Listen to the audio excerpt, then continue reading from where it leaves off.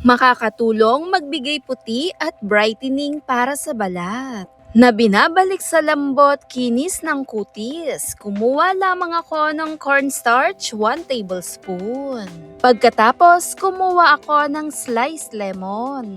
Parehong kakaiba, maganda ang benepisyo para sa balat natin. Ang cornstarch, isang natural bleaching agent na nagbibigay gluing para sa kutis, na tumutulong magbigay gluing, smoother at gently exfoliating na rin to para sa balat. Kasama ng lemon juice na mayaman ito sa vitamin C, mabilis magbigay puti, kinis lalo sa kutis. At 1 tablespoon ng aloe vera gel. Mas minimaintain nito ang hydrating ng balat, hindi basta magdadry, kasama na rin ang benefits na meron itong dala.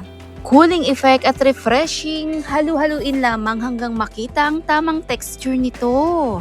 Perfect mga kombinasyon na ating ginamit. Habang hinahalo ko nga, naglagay ako ng coconut oil 1 teaspoon na siyang magbabalance at magbibigay moisturize para sa balat.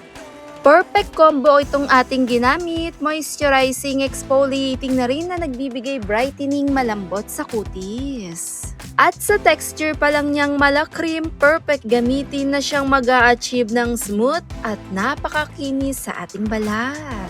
Dahil sa yaman sa antioxidant, ini-improve nito overall complexion.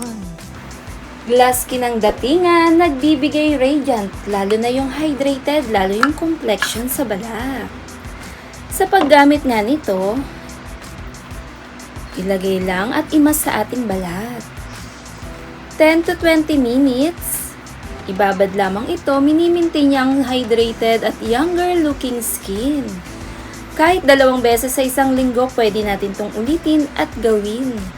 Itabi lamang, kinabukasan, pwede mo ulit i-apply, mas minimaintain nito ang texture ng balat at lalo na yung radiant at complexion.